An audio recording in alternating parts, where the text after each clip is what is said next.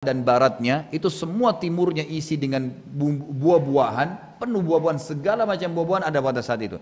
Dan di sebelah timurnya, di baratnya semua penuh dengan sayur-sayuran, semua bermanfaat, tidak ada pohon satupun yang tidak bermanfaat. Maksudnya tidak bisa memberikan mereka, ada pohon yang cuma melindungin, ini enggak, memang memberikan kepada mereka. Allah mengatakan, kulu min rizki rabbikum, disuruh makan, silahkan makan, yang halal nikmatin. Lalu Allah mengatakan kata kuncinya, washkurulah. Tapi ikuti dengan syukur. Alhamdulillah. Para ulama salaf, Abdullah bin Umar radhiyallahu anhu, saudaraku, itu kalau minum, coba terapin ini. Beliau kalau minum buka gelas, Bismillah, diturunin, Alhamdulillah. Masuk lagi, Bismillah, turunin lagi, Alhamdulillah. Satu gelas itu mungkin Abdullah bin Umar bisa minum 10 kali Bismillah, 10 kali Alhamdulillah. Kita kadang-kadang satu kali Alhamdulillah saya syukur kalau bisa, gitu kan? Makanya saya sering tekankan dalam pengajian saya, subhanallah, saya terapkan juga di rumah, jangan lupa, kerasin suara, Bismillah, nggak apa-apa. Karena kadang-kadang kita kira kita sudah baca, padahal sebenarnya belum. Dan kalau kita lupa baca, apa yang terjadi? Syaitan mencurinya. Tambah lagi ada orang minum dan makan dengan tangan kiri, tambah jadi, syaitannya tambah jadi, tambah ambil. Jangan kalian minum dan makan dengan tangan kiri, karena syaitan makan dengan, kata ulama hadis, maksudnya syaitan makan dengan tangan, syaitan mencuri makanan yang dia makan dengan tangan kiri dan minum dengan tangan kiri. Karena dalam hadis yang lain dikatakan, siapa yang lupa membaca Bismillah pada saat awal makan dan minum, kemudian dia mengingatnya dan mengatakan Bismillah awalihi wa akhiri, maka syaitan di sebelahnya akan memuntahkan apa yang dia curi. Jadi mencuri kan gitu. Nah dengan juga dengan disyukuri, Alhamdulillah. Kenapa kita kalau habis makan, habis minum bilang Alhamdulillah? Supaya minimal kenikmatan minum dan makan itu bertahan atau bisa bertambah, malah lebih nikmat lagi setelah itu. Allah mengatakan kulu min rizki rabbikum, silahkan makan. Dan ingat, pada saat Allah haramkan sesuatu, Allah bukakan banyak pintu halal. Sudah pernah saya jelaskan itu hari. Babi Allah haramkan, satu sisi. Sisi lain, Allah halalkan sapi, ayam, kambing, semua hewan-hewan di air halal. Kenapa harus babi? Allah haramkan khamar, nggak boleh minum ya, ini khamar, memabukkan, ada alkoholnya, baik. Masih ada susu, ada sirup, ada air putih, kenapa harus khamar? Allah haramkan sesuatu, masih banyak yang lain. Allah haramkan pergaulan bebas, tidak boleh, walaupun kebutuhan biologis kita harus terlampiaskan kepada lawan jenis, manusia normal. Allah mengatakan zuina linnasi hubbus syahawati minan nisa. Pasti kita punya hubbus syahawat, cinta, hub syahwat, diikuti dengan syahwat. Pasti kita mau melihat, pasti kita mau memegang, pasti mau mencium, pasti mau berjima, itu pasti, fitrah itu. Tapi Allah ajarin caranya. Akad nikah, zina sama nikah bedanya hanya 10 menit. Hanya saya nikahkan kamu oleh walinya dengan anak saya si fulana, si laki-laki mengatakan saya terima, selesai, halal. Zina berhubungan biologis, hamil pasangannya, maka dimulai dengan kekhawatiran, diakhiri dengan penyesalan kalau maksiat itu. Kalau ibadah dimulai dengan keikhlasan, ketulusan, dan diakhiri dengan kenikmatan. Otomatis begitu. Sekarang orang zina, la qaddarallah, haram, nggak boleh. Pelampiasan biologis kebutuhan dia, tapi caranya salah. Maka pada saat pasangannya hamil, dua-duanya malu, keluarganya malu, nama mereka di masyarakat rusak, anaknya yang lahir tidak jelas statusnya. Tapi kalau kita lihat orang menikah dengan cara yang Allah ajarkan, yang halal, yang itu. Setelah akad nikah, malam pertama, semua orang tahu kalau mereka berhubungan biologis. Itu rahasia umum. Mereka berhubungan. Kalau hamil pasangannya, istrinya hamil, dua-duanya senang, keluarganya senang. Orang tahu ini karena hasil hubungan biologis. Bandingkan tadi sama zina, hasil biologis juga tapi tidak ikuti jalan Allah, malu semua, anaknya gak jelas statusnya, ini enggak, keluarganya semua senang, mereka senang, dipilih nama, baju bagus, segalanya. Pada saat lahir anaknya jelas statusnya. Kenapa harus yang haram? Apa manfaatnya gitu? Saya waktu tanya, Ustaz boleh gak pacaran? Boleh, tapi setelah nikah silakan nikmatin, pegangan, ciuman, berjima, silakan, tapi setelah nikah.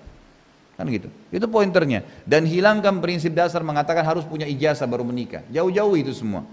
Nggak ada manfaatnya. Kebutuhan biologisnya. Kalau sudah mendesak, kata Nabi SAW, ya sesuatu itu bisa menjadi haram. Mohon maaf, ini bukan hadis. Tapi saya dan para ulama yang mengatakan bahwasanya semua yang bisa membawa orang pada yang haram, maka berarti dia sudah wajib untuk mencari yang halal. Jadi misal dia kalau tidak menikah maka dia bisa jadi zina. Dia wajib nikah pada saat itu. Punya kewajiban. Nggak bisa tidak. Kalau dia lagi safar dan dia punya keringanan buka puasa tapi dia paksakan diri, kalau dia tidak buka puasa malah dia sakit, malah dia mati, maka dia wajib berbuka puasa. Sudah pindah gitu kan hukumnya. Maka harus mengambil apa yang telah Allah SWT perintahkan tadi. Baik, selanjutnya dikatakan baldatun thayyibatun wa rabbun ghafur, ya, sesungguhnya negeri itu akan selalu thayyibah, akan selalu subur, makmur, tenang, aman kalau apa? Rabbun ghafur, ya, mengikuti Tuhan yang Maha Pengampun. Baik, yang kedua saudaraku adalah kiatnya infak. Al-infak, nafaqah, sadaqah. Ini banyak sekali orang yang tidak faham, subhanallah. Saya sering bahasakan di pengajian saya dan mudah-mudahan saya termasuk orang pertama melaksanakan, bukan cuma mengucapkan. Kalau antum memang betul-betul mau mempertahankan dan mau mendapatkan rezeki itu, di setiap sesuatu yang Allah siapkan, yakini ada infaknya di situ. Dan kalau mau maksimal, keluarkan sepertiganya. Kalau mau maksimal. Misal, saya dikasih segelas ini. Kalau saya masih bisa berbagi dengan orang, sepertiganya itu lebih baik. Kue, saya beli, makanan, sepertiganya dikasih orang miskin, maka itu lebih baik. Makanya salah satu yang merupakan kelebihan daripada tabi'in yang masyhur Uwais Al-Qarni, itu beliau rahimahullah, kalau dapat, orang susah hidupnya, tapi beliau kalau makan, kadang-kadang cari makanan di sisa makanannya orang di sampah. Dapat roti dibersihin sama dia. Dibersihin, selesai dibersihin, masih dibagi lagi. Dibagi, dibersihin, dibagi, dikasih orang lain sama dia.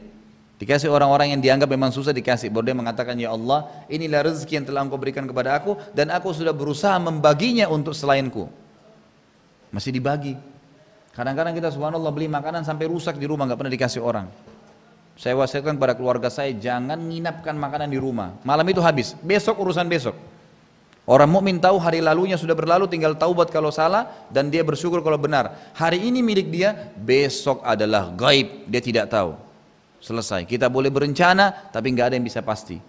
Hari ini punya kita, hari ini maksimalin, isi dengan ibadah, isi dengan amal saleh, isi dengan segalanya, itu pointernya. Besok itu urusan besok. Kita nggak pernah tahu. Hari ini subuh on time, duhur on time, semua on time, semua zikir pagi, semua ibadah, baca Quran terus. Besok deh, nggak ada istilah besok deh. Ini besok tidak ada urusan sama kita. Besok kita nggak tahu hidup atau tidak. Orang mukmin begitu. Yang telah berlalu, istighfar kalau salah, syukuri kalau ada. Hari ini maksimalin, besok kita tidak tahu. Lupain hari esok. Sudah. Kita nggak tahu kapan kita masih hidup atau tidak. Boleh punya planning, tapi bukan satu kepastian. Ini banyak orang bilang, oh besok aja deh saya baru silaturahim. Besok aja deh saya baru begini. Apa besok lagi? Ente masih hidup besok, gitu kan? Nah ini harus perhatikan gitu. Baik. Sekarang masalah infak ini adalah mengeluarkan yang terbaik dari apa yang kita miliki, dan itu sifatnya per item. Per itemnya. Itu jauh lebih baik. Kita baru beli baju 100.000. Kalau antum bisa keluarin 33.300 sekian atau 35.000 lah antum keluarin, infakkan karena saya sudah diberikan oleh Allah kesempatan beli baju 100.000, itu maksimal. Itu akan luar biasa. Hadis Bukhari menjelaskan masalah itu, bukankah sudah masyhur kisah ada dua orang di zaman Bani Israel punya kebun bersebelahan, kemudian yang satunya mendengar suara dari langit, dengan yang mengatakan dari awan, tuangkanlah hujan di kebunnya fulan, tetangganya dia. Lalu diikuti sama dia awan itu, ternyata betul hujan turun di tempat temannya, yang lain gak ada dapat hujan, termasuk dia sendiri gak dapat hujan gitu. Lalu setelah itu dia lihat hujan turun, selesai hujan turun dia datang ke temannya, dia tanya tetangganya, apa yang kamu lakukan? Tadi saya dengar ada suara di awan yang mengatakan begini dan begitu, gitu kan? Apa yang kamu lakukan? Dia bilang, saya membagi hasilnya, hasil daripada kebun ini menjadi 3. Sepertiganya langsung di jalan Allah, langsung. Ini maksimal, terima gaji 1.000.000, 350.000 kalau perlu itu sudah untuk jalan Allah. Fakir miskin kah, kerabat yang susah kah, kasih orang tua kah, pokoknya jalan Allah. Sepertiganya saya kembalikan menjadi modal saya, tambah modal, sepertiganya saya gunakan untuk kebutuhan keluarga saya. Ini kalau mau maksimal. Kalau enggak, minimal ada yang dikeluarkan. Hadis Bukhari yang lain kata Nabi SAW apa? Ya ibna Adam, unfik alaik. Kau infak dulu, kata Allah, baru saya infak untukmu. Kita kadang-kadang salah, sibuk dengan tabungan. Sekali lagi, hari esok itu lain, boleh diprogramin, tapi jangan terlalu berlebihan. Kenapa? Kita boleh mempertahankan sumber dana kita, iya, tapi pendapatan yang kita punya hari itu dimaksimalkan dalam sedekah. Pada saat Nabi SAW mengatakan jihad, Abu Bakar datang membawa apa? Seluruh hartanya.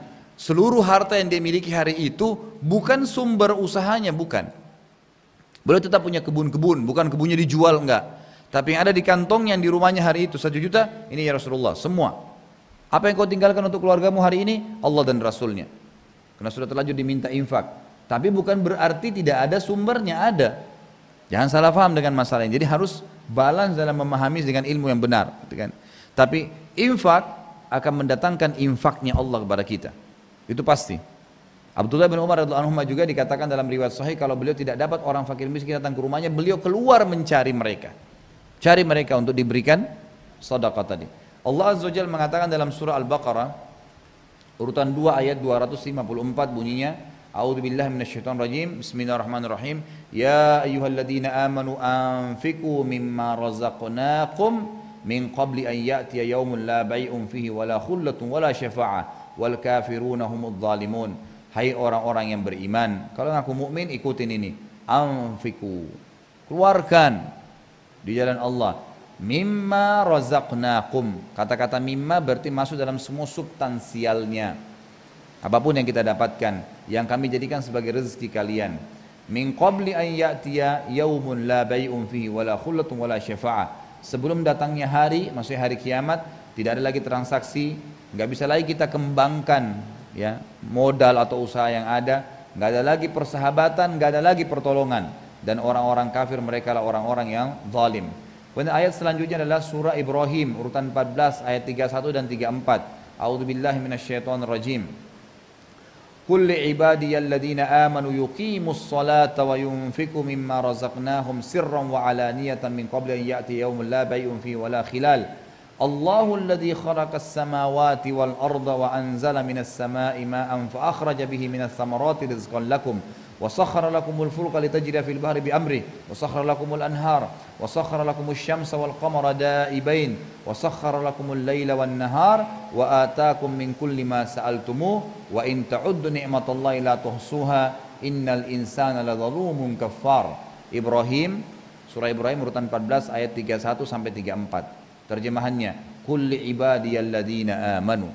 Katakan hai Muhammad kepada hamba-hambaku yang mengaku beriman tentang keberadaan Allah, yuqimus shalah, jaga salatnya, yang wajib dan sunnah kerjain semua, jangan pilih-pilih. Wa yunfiqu, lalu mereka mengeluarkan mimma razaqnahum, dari apa yang telah kami jadikan rezeki untuk mereka, sirran wa alaniyah, sembunyi-sembunyi atau terang-terangan. Ya kadang-kadang kita subhanallah di depan umum apa boleh buat, di tengah jalan ada fakir miskin lewat, ya kita harus kasih, tinggal ngontrol supaya enggak riak saja. Tapi kita disuruh berinfak kepada Allah SWT. Tentu secara sembunyi-sembunyi lebih baik daripada terang-terangan, tapi bisa saja terjadi sirran wa alaniyah. Min qabli an ya'ti yaumun la bai'un fihi wala khilal, sebelum datangnya hari tidak ada transaksi dan tidak ada lagi persahabatan di antaranya. Tidak ada lagi maaf-maafan di situ. Di hari kiamat sudah terlambat. Orang kalau mati, kalau meninggal belum sempat infak, berharap semua hartanya diinfakkan, tidak ada yang ditabung sama dia. Gitu kan? Berharap seperti itu. Allahul ladzi khalaqas samawati wal ard, yang telah memerintahkan kalian berinfak tadi siapa? Allah yang telah menciptakan seluruh langit dan bumi. Wa anzala minas sama'i ma'a, ini hujan lagi deras dan dialah yang turunkan. Ini turunkan hujan sekarang Allah. Dan Allah yang telah menurunkan hujan dari langit. Fa akhraja bihi minas samarati rizqan lakum, lalu Allah turunkan atau keluarkan dari hujan tersebut buah-buahan sebagai rezeki buat kalian. Wa sakhkhara lakumul fulka litajriya fil bahri bi amrih, dan Allah juga tundukkan untuk kalian bahtera-bahtera kalian bisa jalan di muka bumi, di atas lautan. Dari mana bisa besi-besi yang kuat? Baja-baja itu bisa ngapung di atas air. Kalau kita mengatakan oh karena kadar garamnya tinggi, bukan, karena Allah yang mudahkan itu. Allah SWT mudah. Kalau kita karena garamnya baik, kenapa di sungai bisa ngapung? Kan sama saja. Susah. Memang Allah mengatakan wasakhara, dan Allah tundukkan untuk kalian. Ya, fulka litajriya fil bahar bi amri, agar kapal-kapal kalian bisa berjalan di atas air tersebut dengan izinnya. Tentu sekarang banyak orang tidak sadar ya, kita ini subhanallah bisa hidup mayoritas itu dari lautan, dari air-air itu. Jadi sampai sekarang kontainer-kontainer itu jalan dari negara ke negara. Gitu kan? Banyak sekali, dan di lautan itu penuh dengan ya kapal-kapal yang membawa kebutuhan-kebutuhan manusia. Wasakhkhara lakumul anhar, dan Allah tundukkan juga untuk kalian sungai. Bukan cuma kapal bisa ada di atasnya, diambil juga hasil-hasilnya dari situ. Karena kapal-kapal ada kapal nelayan, ada kapal barang, banyak. Semua yang berfungsi itu, masing-masing dengan fungsinya itu adalah Allah tundukkan. Bisa dikeluarkan batu-batunya jadi perhiasan, jadi mahal, mutiara-mutiara. Wa sakhkhara lakumus syamsa wal qamara da'ibain. Dan dia juga telah menundukkan untuk kalian matahari dan bulan yang da'ibain, terus rutin. Matahari terus terbit pagi, bulan terus kelihatan malam, terus tiap hari, da'ibain. Jadi selalu bersilih berganti, Allah SWT kasih. Itu luar biasa ya. Jadi fungsinya banyak matahari dan banyak fungsinya bulan juga di malam hari. Wa sakhkhara lakumul laila wan nahar, dan Allah juga memudahkan untuk kalian, menundukkan kalian malam dan siang. Siang untuk bekerja, mencari aktivitas, malam untuk istirahat. Wa atakum min kulli ma sa'altumuh, dan dia telah memberikan kalian semua yang kalian minta. Jadi Allah SWT, kita harus tahu ya, ini permintaan kita misalnya kepada Allah Azza wa Jalla. Pada saat kita mengatakan, ya Allah berikanlah saya, pada saat itu pula Allah sudah menentukan waktu penerimaannya. Tinggal tergantung, kata ulama, bobot permintaan. Waktu Nabi Zakaria minta untuk diberikan anak dari istrinya yang mandul. Di akal manusia nggak mungkin. Gimana bisa perempuan mandul melahirkan? Dia berdoa 10 tahun, belum dikasih, 20 tahun belum. Karena bobot doanya berat. Minta anak dari istri yang mandul, bukan dari perempuan lain gitu kan. Allah kasih setelah 70 tahun. Ya, setelah umurnya 100 tahun baru Allah kasih. Dan ada alasan, karena Allah ingin menjadikan pelajaran bahwasanya tidak ada yang mustahil bagi Allah. Ada tanggal pasti diterima doa. Kadang-kadang kita buru-buru, mungkin kita minta disembuhin flu, memang Allah mau kita berdoa selama seminggu. Enggak, kita 3 hari sudah berhenti. Dapat pahalanya tapi enggak dapat hal yang diinginkan. Mau usaha, mau minta dibayarin utang kita sekian banyak. Allah sudah tentuin, begitu kita akan, ya Allah, Allah makfini bihalalika an haramik, wagni fadlika amman siwak. Itu kan doa yang paling bagus untuk utang yang terlilit gitu kan. Lalu kata Ibnu Abbas, siapa yang berdoa ini, ya, maka pasti pasti utangnya akan dibayar oleh Allah walaupun memenuhi langit. Ya kan gitu. Jadi kita minta, ya Allah, cukupkanlah saya terhadap apa yang kau halalkan dari yang haram, dan jauhkanlah saya dari semua selain kamu untuk bergantung. Baik, kita berdoa. Mungkin pada saat utang kita sekian banyak, sekian juta, Allah SWT ingin membersihkan dosa-dosa kita, sekaligus ingin memberikan jalan keluar untuk itu, tapi mungkin dalam sebulan berdoa. Ada orang tidak, subhanallah, baru 2 hari, 3 hari, Allah belum kasih, ya udah nggak usah. Akhirnya ikhtiarnya cuman manusia saya terus, utang lagi sama orang lain, utang lagi sama orang lain, tidak pernah selesai. Nggak pernah selesai.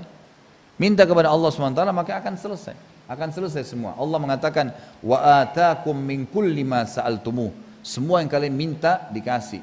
Cuma ada masalah yang nanti kita sebutkan di bulan ayat, wa in ta'uddu nikmatallahi la tuhsuha. Kalau kalian mau hitung nikmatnya Allah, maka tidak akan pernah kalian bisa hitung. Di tubuh kita ada 360 sendi. Satu sendinya saja, anggap ini jari kita sekarang ada 3 sendi. Satu sendinya patah. Kalau antum ke dokter, berapa biaya ini? Memperbaiki ya, kalau ganti sendi sudah susah, nggak mungkin. Kalaupun harus diganti berapa juta biayanya gitu kan. Ini pernah nggak antum syukuri per sendinya? Ini alhamdulillah, semua sendi 360. Kata Nabi SAW dalam hadis Bukhari, dalam tubuh manusia ada 360 sendi yang dia harus bersedekah kepada Allah sebagai tanda syukur. Dan 360 sendi yang sedekah tadi itu bisa tergantikan dengan 2 rakaat sholat duha. Keringanan lagi dari Allah. Kenapa nggak sholat duha? 2 rakaat berapa lama? 5 menit. Sholat, gitu kan? Maka ini sudah luar biasa. Berapa banyak nikmatnya Allah SWT. Bisa kita melihat. Coba antum tutup mata antum berapa detik saja. Bayangkan kalau antum tutup terus begitu, buta, nggak bisa melihat. Sekarang kita bisa lihat 24 jam. Bangun tidur, bangun, buka, sudah langsung kelihatan. Oh ini lampu, oh ini kipas, oh ini, oh bisa kelihatan. Pernah nggak antum syukuri per detiknya? Ya. Kadang-kadang orang masuk ke bioskop untuk lihat sesuatu bayar kan? Antum pakai lihat, ini bukan bioskop nih. Fakta, lihat langit, lihat hujan, lihat manusia. Ini bukan film, nggak bayar, gratis. Bas, alhamdulillah, selesai. Hanya itu saja.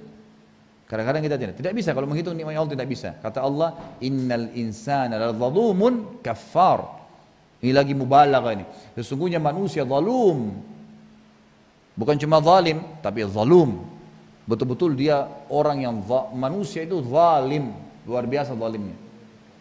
Sekarang saya tanya ikhwas sekalian, kita jujur bilang, antum setahun tidak sakit, setahun tidak pernah sakit. Setelah setahun kita dikasih flu seminggu, ngeluh nggak? Banyak manusia yang ngeluh, aduh flu nih, aduh batuk. Baik, kalau tanya, coba muhasabah diri sendiri, berapa lama antum nggak sakit? Setahun. Setahun itu 365 hari. Antum sakit seminggu, anggap 5 hari. Kalau kita mau bicara masalah kejujuran, mestinya kita sakit 365 hari juga. Mestinya balan, setahun sehat, setahun sakit. Kerja 30 hari di kantor, dikasih gaji sekian. Hitungannya per hari sekian dikali 1 bulan, kan begitu.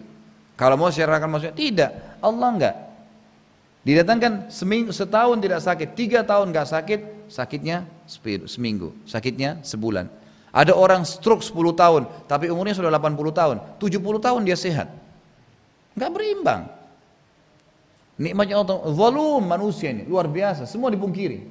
Kuping bisa mendengar, semua bisa berfungsi, ini sudah luar biasa nikmatnya Allah. Bahkan kadang-kadang subhanallah hal-hal yang kita anggap tidak baik di mata kita, itu sebuah nikmat yang besar. Seperti misalnya capek, lapar, haus. Sekarang kalau kita tanya siapa yang mau lapar, siapa yang mau capek, siapa yang mau haus, orang pasti nggak mau kan? Tapi kita lupa subhanallah. Tanpa lapar tidak enak kita makan. Tanpa haus tidak enak kita minum, tanpa capek nggak enak kita istirahat. Kalau antum sudah kenyang, dikasih lagi ayam bakar, kambing bakar, masih mau makan. Tapi kalau lapar, nasi sama tempe enak, kan gitu. Dan makanan ini, ikhwas sekalian, perhatikan baik-baik ya. Jangan terpengaruh dengan ragamnya macam-macam, itu cuma variasi.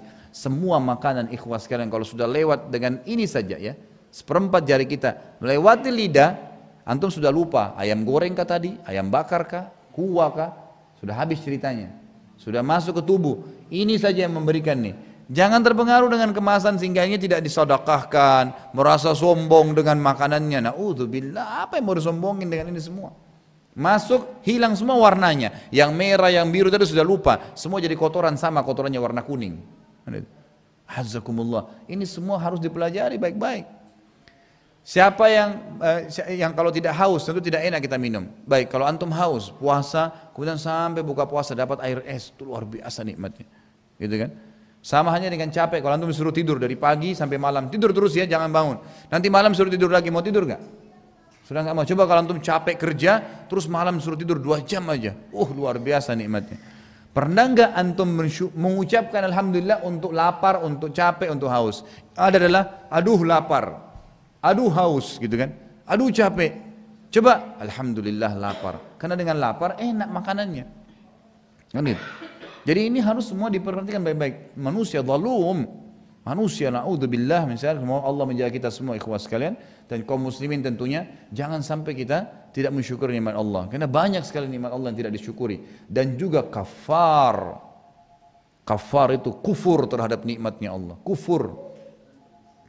Dia usaha bertahun-tahun, berhasil, 10 tahun ada penghasilannya. Allah coba bangkrut. Coba deh, baru berapa hari, aduh bangkrut, ditipu orang gini, sudah ribut, seperti sudah hancur, sudah kiamat dunia. Kalau kita orang mukmin, Allah lagi coba saya. Berapa tahun saya nikmati? 10 tahun ya sudah. Ini masih bisa kita tunggu, nggak masalah. Setahun, mungkin ada baru berapa hari, insya Allah ya Allah keluarin. Allah kadang-kadang subhanallah musibah datang itu, Allah mau tarik kita supaya Allah ini, saya cinta sama kamu, kembali kepada saya. Karena beda doa kita kalau lagi musibah dengan tidak ada musibah kan, beda. Kita akan lebih bisa khusyuk, lebih bisa nangis, itu yang mahal tuh. Allah mau kita berdoa begitu. Seperti saya jelaskan pada saat kita jelaskan materi lalu mutiara musibah dan cobaan itu, sudah saya titik beratkan masalah itu. Baik, kemudian selanjutnya adalah Allah SWT jelaskan, atau kita langsung pindah ke poin ketiga ya. Kunci ketiga adalah nikmatin yang halal dan thayyib serta jauhi yang haram. Tentu ini masih ada bahasan banyak kalau kita bicara masalah mensyukuri nikmat Allah dan berinfak tadi ya. Tapi yang ketiga adalah fokuslah saudaraku kepada yang halal dan thayyib. Apa itu thayyib? Ya, kualitas. Ya Allah SWT sudah siapkan, dan subhanallah semua yang halal pasti bagus, pasti berkualitas gitu kan. Allah SWT mengatakan dalam surah Al-Maidah urutan 5 ayat 87 sampai 88. A'udzu billahi minasyaitonir rajim. Bismillahirrahmanirrahim. Ya ayyuhalladzina amanu la tuharrimu thayyibati ma ahallallahu lakum wa la ta'tadu innallaha la yuhibbul mu'tadin. Wa qulu mimma razaqakumullahu halalan thayyiba wattaqullaha alladzi antum bihi mu'minun. Hai orang-orang yang beriman, jangan kalian haramkan semua yang baik-baik yang telah Allah halalkan untuk kalian. Pilih pacaran, tidak mau nikah, itu berarti menghalalkan apa yang telah Allah haramkan. Haram, nggak boleh berinteraksi sama lawan jenis, berdua, khalwat, nggak boleh. Kenapa harus mengharamkan thayyibat, pernikahan yang boleh berduaan, silakan, halal. Tapi kita lari kepada yang haram. Makanan, pergaulan, ekonomi, transaksi jual beli, berpolitik, ya, membangun negara Islam, semua harus ada sistem yang benar. La tuharrimu thayyibat, jangan kalian haramkan yang telah halal, ya, malah lari kepada yang haram. Apa yang telah Allah halalkan untuk kalian, dan jangan berlebihan. Ya, jangan berlebihan. Sesungguhnya Allah tidak suka dengan orang-orang yang berlebihan. Dan makanlah dari apa yang telah kami berikan rezeki, apa yang telah Allah berikan rezeki kepada kalian dengan cara halal. Halal artinya yang Allah bolehkan saja. Thayyib yang berkualitas. Kata ulama ini tidak bisa pisah, ya. Harus halal dan thayyib. Ada sesuatu yang halal seperti ayam halal, kambing halal, tapi kalau sudah rusak enggak thayyib, maka tidak boleh dimakan. Harus halalan thayyiba. Harus yang Allah bolehkan dan berkualitas. Kemudian bertakwalah pada Allah yang kalian kepadanya beriman. Juga dalam surah An-Nahl disebutkan urutan 16 ayat 114. A'udzubillahi minasyaitonirrajim. Faqulu mimma razaqakumullahu halalan thayyiban washkuru ni'matallahi in kuntum iyyahu ta'budun. Makanlah apa yang telah Allah jadikan sebagai fasilitas atau rezeki buat kalian, halalan thayyiba, halal dan baik. Dan bersyukurlah atas nikmat-nikmat Allah ya, sesungguhnya yang kalian kepadanya menyembah. Banyak orang subhanallah ya, karena ketakutan dengan masalah ini, maka masalah yang memakan yang halal atau memberikan makan pada orang lain, sampai ada pada tingkat orang membunuh anaknya karena takut miskin misalnya, karena takut memberikan makan kepada mereka. Tidak, saudaraku, jangan pernah berpikir seperti itu, karena semua rezeki telah Allah tentukan untuk setiap hambanya. Allah mengatakan dalam Al-Quran, ya, di dalam surah Al-An'am urutan 7 ayat 151 yang bunyinya a'udzubillahi minasyaitonirrajim, ada potongan ayat wala taqtulu auladakum min imlakin nahnu narzuqukum wa iyyahum. Jangan kalian bunuh anak-anak kalian karena takut miskin, takut tidak dapat makanan, atau terpaksa deh saya makan ini haram karena nggak ada lagi yang lain. Enggak, Allah bisa memberikan. Kamilah yang memberi rezeki kepada kalian dan kepada mereka. Anak-anak itu lahir, kita tinggal tahu ikhtiar, Allah yang memberikan rezeki. Juga dalam ayat yang lain dikatakan surah Al-Isra urutan 17 ayat 31. A'udzubillahi minasyaitonirrajim wala taqtulu auladakum khasyata imlakin nahnu narzuquhum wa iyyakum. Jangan kalian bunuh anak kalian karena takut miskin, kamilah memberi rezeki kepada mereka dan kepada kalian. Dibalik oleh Allah ayatnya. Kalau tadi surah Al-An'am dikatakan nahnu narzuqukum wa iyyahum, kami berikan rezeki kalian dan kepada mereka anak-anak. Di sini dibalik oleh Allah, nahnu narzuquhum wa iyyakum, kami berikan rezeki kepada mereka dan kepada kalian. Artinya pastikan anak-anak kalian bukan kalian yang berikan rezeki, kami yang berikan rezeki kepada mereka. Jadi semua sudah ada rezekinya. Dalam hadis dikatakan, kata Nabi SAW dalam hadis sahih, seseorang tidak akan meninggal dunia sampai dia menerima semua rezekinya, hatta yustawfa rizqah, sampai dia terima semua rezekinya, gitu kan. Juga ada kisah, tentu kalau kita mendapatkan rezeki, Allah Subhanahu wa taala menginginkan kita agar ya, menikmati rezeki itu. Tidak boleh dibatasi, nggak boleh dibatasi. Nikmatin, tidak masalah. Kita mau beli makanan, beli yang enak. Ada makanan yang 1.000, ada makanan 3.000, tapi bedanya ini lebih banyak, lebih bagus. Oke, beli yang ini, nggak masalah. Nikmatin. Kita mau beli pakaian, ada pakaian yang 20.000, ada yang 100.000, tapi 100.000 lebih bagus kayaknya. Boleh beli, nggak masalah. Kan gitu. Itu berarti kita menikmatin yang halal. Gak masalah, Allah halalkan, yang penting tidak berlebihan. Wala ta'tadu, jangan berlebihan. Beli 100.000 sudah bagus, enggak deh, karena saya gengsi saya mau beli yang 5 juta, enggak bisa. Itu tidak namanya, melampaui batas, enggak boleh. Wala ta'tadu, tapi boleh kita nikmatin, gitu kan. Makanya kata Nabi SAW, innallaha yuhibbu an yara athara ni'amihi al-abdi. Allah suka melihat bekas nikmatnya pada hambanya. Kita makan, oh ya halal, bismillah, makan. Nikmat, bagus, makanannya bagus, bumbunya segala, enggak masalah, itu bagus, itu enggak masalah. Itu kan nikmatin pakaian, memilih pasangan yang baik, yang sempurna, bisa, enggak ada masalah. Itu boleh saja sambil minta kepada Allah SWT. Jadi boleh. Makanya Abu Hanifah rahimahullah pernah dalam majlis beliau ada seseorang ikut dalam majlis ilmu. Setelah bubar semua masih ada dia.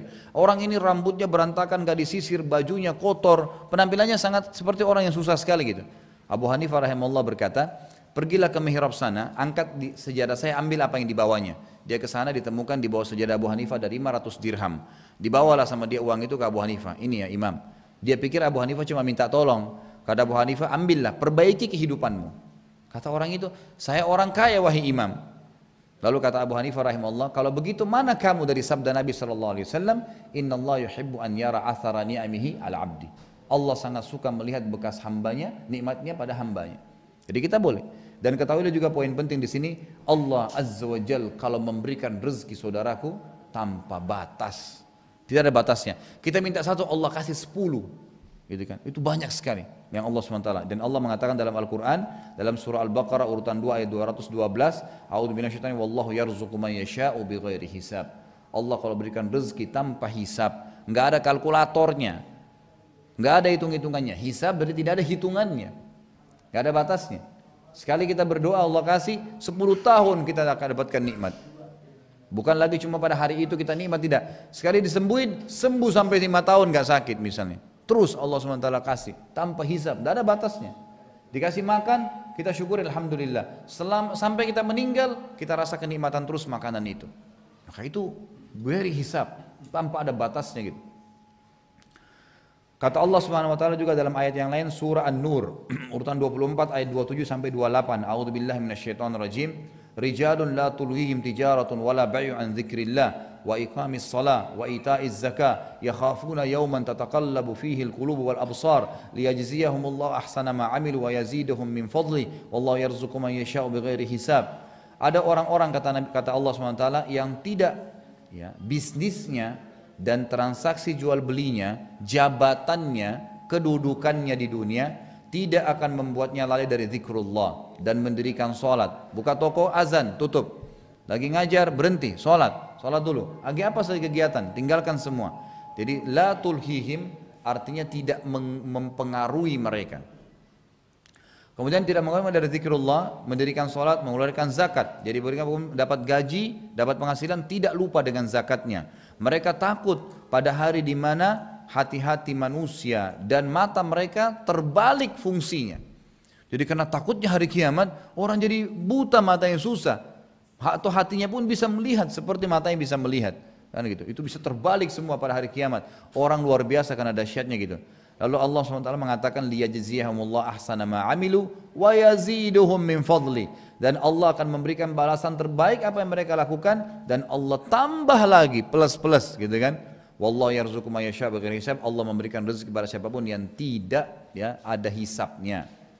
Kemudian termasuk saudaraku adalah yang poin keempat, memperbanyak istighfar. Memperbanyak istighfar. Ini penting sekali ya. Istighfar ini tidak ada batasnya. Artinya betul-betul sangat luar biasa untuk diamalkan.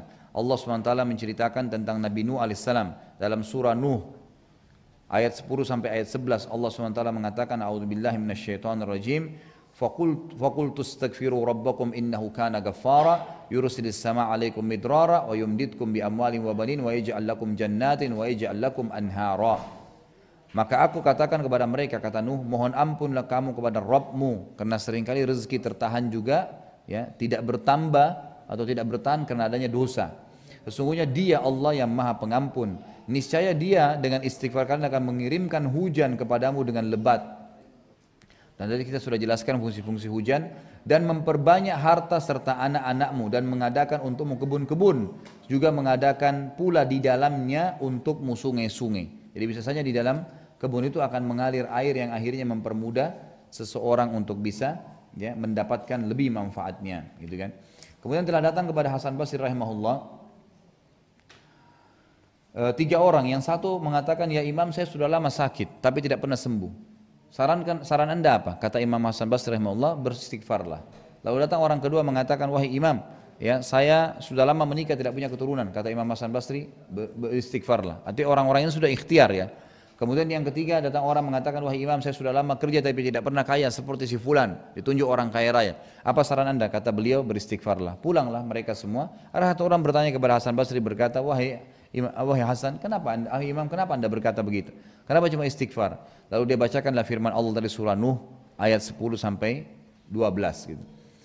Kemudian juga ada surah Hud ayat 52 yang berbunyi, Nabi Hud berkata kepada kaumnya, a'udzubillahi minasyaitonirrajim, wa ya qaumi istaghfiru rabbakum thumma tubu ilaihi yursilis samaa'a 'alaikum midrara wa yazidkum quwwatan ila quwwatikum wa la tatawallaw mujrimin.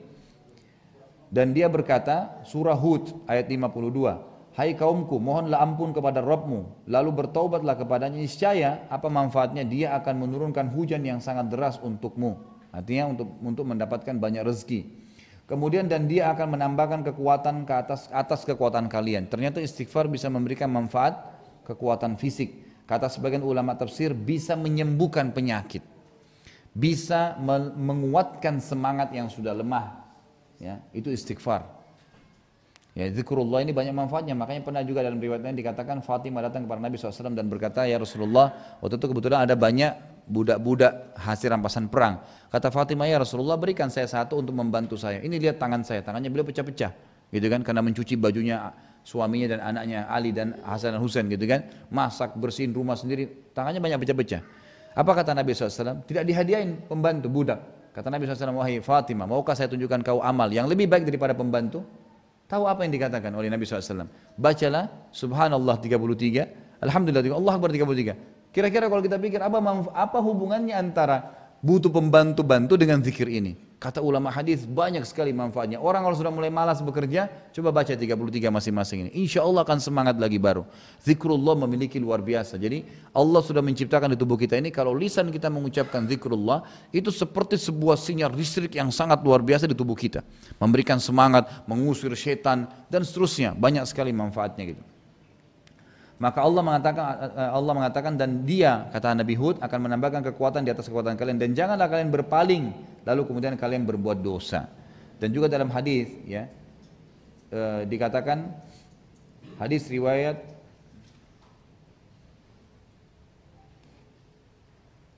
disebutkan dalam hadis yang sahih, ya tidak disebutkan secara khusus riwayatnya, tapi umumnya sih, mohon maaf, disebutkan riwayatnya kok ini. Ini disebutkan oleh Imam Ahmad dan Imam Abu Dawud dalam bab Qiyamul Lail, dan juga disebutkan dalam Sunan Al-Kubra, itu kan dengan sanad yang sahih semuanya. Kata Rasulullah SAW, barang siapa yang sering membaca istighfar rutin, niscaya Allah akan menghilangkan segala kegundahannya dan kesusahannya, serta dikaruniakan kepadanya rezeki yang tidak diduga-duga. Nah, jadi ini adalah memperbanyak istighfar dari manfaat tadi itu. Kemudian juga ada poin-poin lain karena melihat waktu ya. Saya ringkaskan, yang kelima adalah bertakwa kepada Allah Subhanahu wa taala. Bertakwa kepada Allah, dan ini sudah jelas dalam surah At-Talaq ya, ayat 2 dan ayat 3, di mana Allah Subhanahu wa taala mengatakan bertakwa ini artinya mengikuti semua yang Allah perintahkan, meninggalkan semua apa yang Allah larang. Mengerjakan semua yang wajib dan sunnah, meninggalkan semua yang haram dan makruh. Itu takwa. Jadi harus difahami ini ya. Takwa itu artinya mengerjakan semua Allah perintahkan yang wajib dan sunnah. Dan takwa termasuk adalah meninggalkan semua yang haram dan yang makruh. Makruh pun ditinggalkan sama dia, nggak dikerjain. Itu takwa. Allah SWT mengatakan surah At-Talaq ayat 2 dan ayat 3, A'udzu minasyaitonir rajim, wa may yattaqillaha yaj'al lahu makhraja. Siapa yang bertakwa pada Allah, Allah akan berikan kepadanya makhraja. Makhraja itu tadinya orang Arab bilang begini dalam kamusnya. Kalau makhraj artinya sesuatu tempat untuk keluar, tapi bukan keluar saja jalan, tapi apa saja yang sedang dihadapi jadi jalan keluar. Seperti misal, contoh biasanya kalau pintu darurat di hotel-hotel, kalau antum lagi umroh, lihat tertulis makhraj, gitu kan. Orang Arab juga mengatakan makhraj itu kalau biawak mau keluar dari lubangnya dan dia berhasil keluar, dikatakan makhraj, tempat keluarnya itu. Nah, kalau diberikan contoh di kamus orang Arab itu, kalau makhraj artinya orang yang tadinya jalan sempit, tidak bisa bergerak, kemudian dia bisa dapat jalan luas, dia bisa lari, itu namanya dia dapat makhraj. Allah mengatakan apa? Siapa yang bertakwa, nikmati yang halal, kerjakan semua perintah yang wajib dan sunnah, dan meninggalkan yang haram dan makruh, maka Allah akan berikan makhraj, artinya jalan keluar yang sangat luas dari masalahnya. Kemudian wa yarzuqhu min haitsu la yahtasib, dan dia akan diberikan rezeki dari tempat tidak disangka-sangka. Wa may yatawakkal 'ala Allah fa huwa hasbuh. Tentu kalau saya partnerkan takwa dan tawakal, ini satu ya, yang dipartnerkan oleh Allah, dia tidak bisa dipisahin. Tawakal artinya ya mengembalikan ikhtiar upaya kita setelah mengembalikan urusan kita setelah berikhtiar. gitu kan. Jadi ini sama-sama. Siapa yang bertawakal kepada Allah setelah dia berusaha bertakwa, kemudian dia serahkan kepada Allah, ya fahuwa hasbuh. Allah akan jadi pencukup baginya. Innallaha balighu amri, qad ja'alallahu di kulli syai'in qadra. Dan sesungguhnya Allah telah menyampaikan apa-apa yang kalian butuhkan, gitu kan? Dan juga Allah telah menentukan segala sesuatunya, ya, kadra, ukurannya. Kemudian termasuk yang keenam adalah menjaga silaturahim. Menjaga silaturahim. Ya.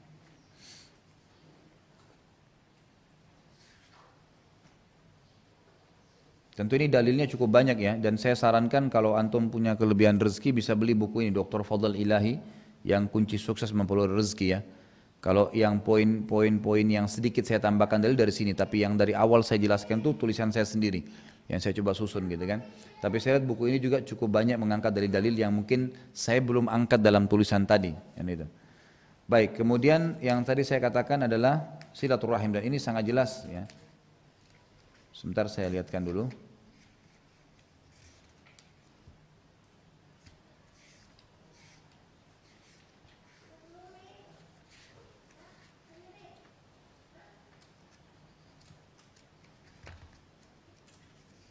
Tentu ada sebuah hadis yang sahih riwayat Imam Ahmad yang berbunyi, siapa yang ingin diluaskan rezekinya, gitu kan, dan dipanjangkan umurnya, maka dia bersilaturahim, gitu kan.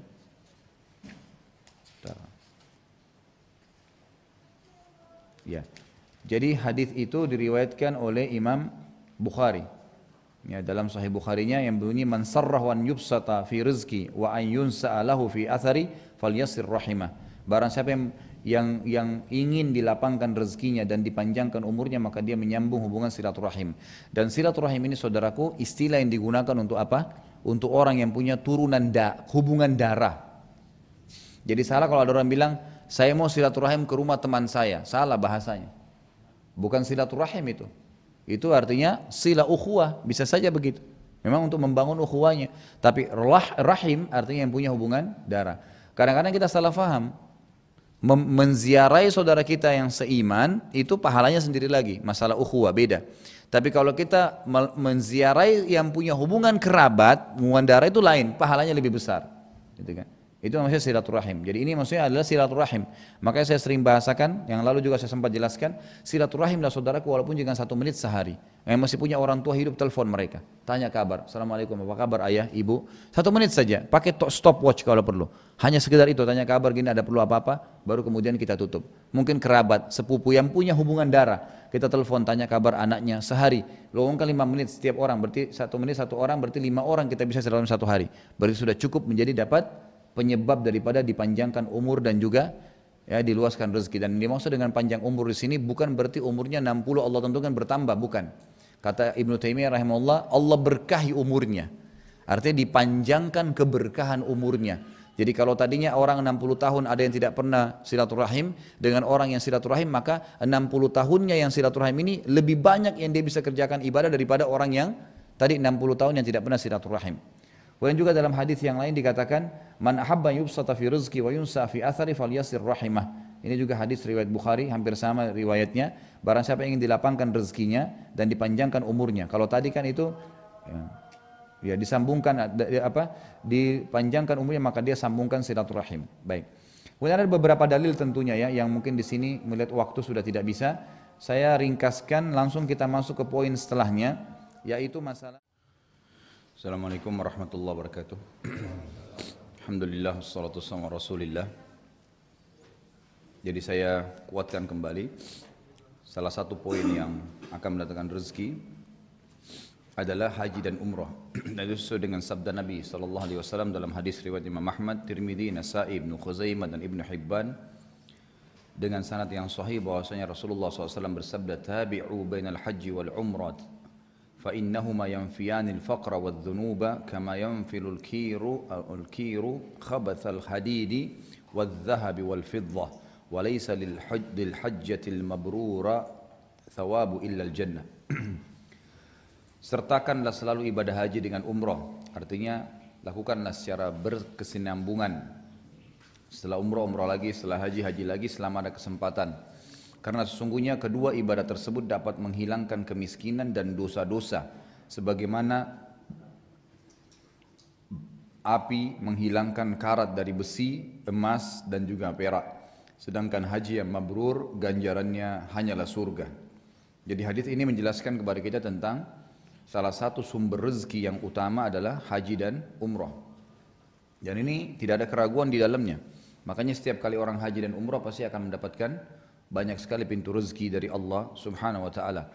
Yang penting asal niatnya karena Allah, maka insya Allah akan otomatis rezekinya dibukakan oleh Allah Subhanahu wa taala. Jadi kalau ada yang bertanya apakah saya harus mengulangi umrah setelah umrah atau haji setelah haji, jawabannya iya. Atha bin Abi Rabah rahimahullah itu beliau umrah atau haji selama 70 tahun. Sementara umur beliau 100 tahun, berarti beliau 70 kali haji. Setiap tahunnya selalu ada.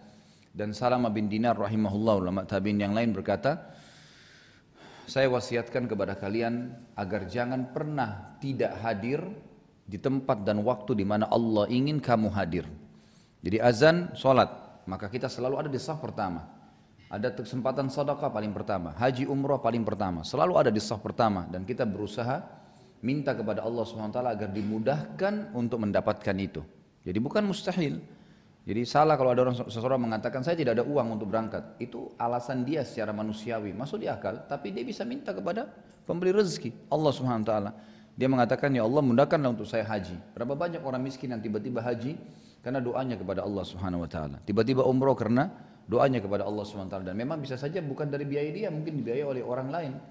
Maka tetaplah dia dianjurkan untuk meminta kepada Allah Subhanahu wa taala sang pemberi rezeki. Jadi kata beliau rahimahullah, Salamah bin Dinar, jangan kau tidak hadir di tempat dan waktu di mana Allah ingin kau hadir, dan jangan pernah kau hadir sebaliknya di tempat dan waktu di mana Allah tidak ingin kau hadir. Tempat kemaksiatan, maka jangan pernah ada di situ.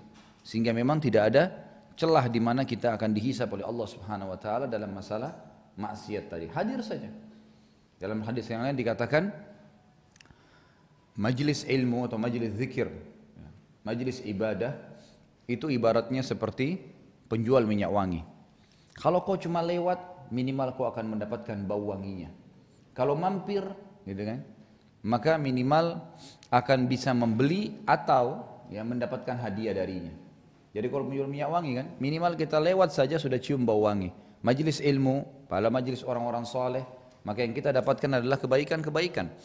Di antaranya paling tidak kita dengarkan kalau lewat di majelis mereka sababun nuzul ayat, sababul urut hadis, ulama berkata begini, ada ya, sebuah kejadian atau sirah atau dalam sejarah seperti ini. Ya, beda kalau majelis majelis yang buruk.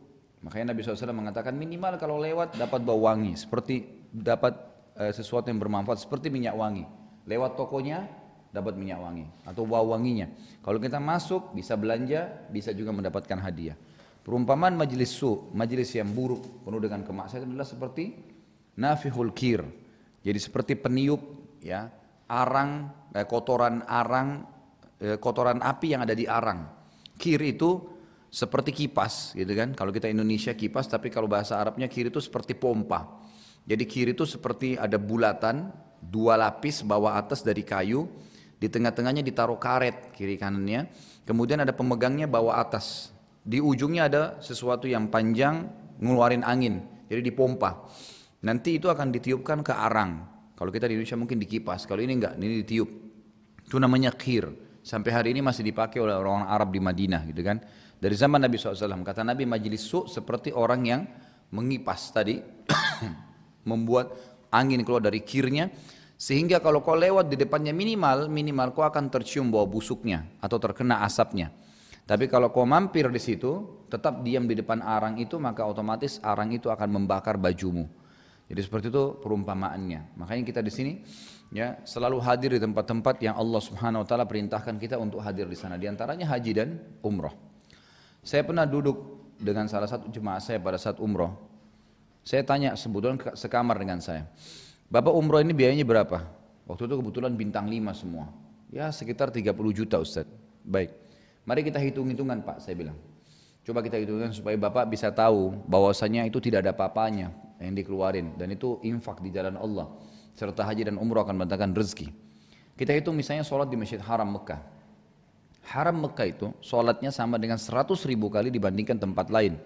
Sebagaimana sabda Nabi SAW, sholat di masjidku ini 1.000 pahala dibandingkan tempat lain, dan sholat di masjid Haram Mekah 100.000 dibandingkan masjid atau tempat-tempat yang lain.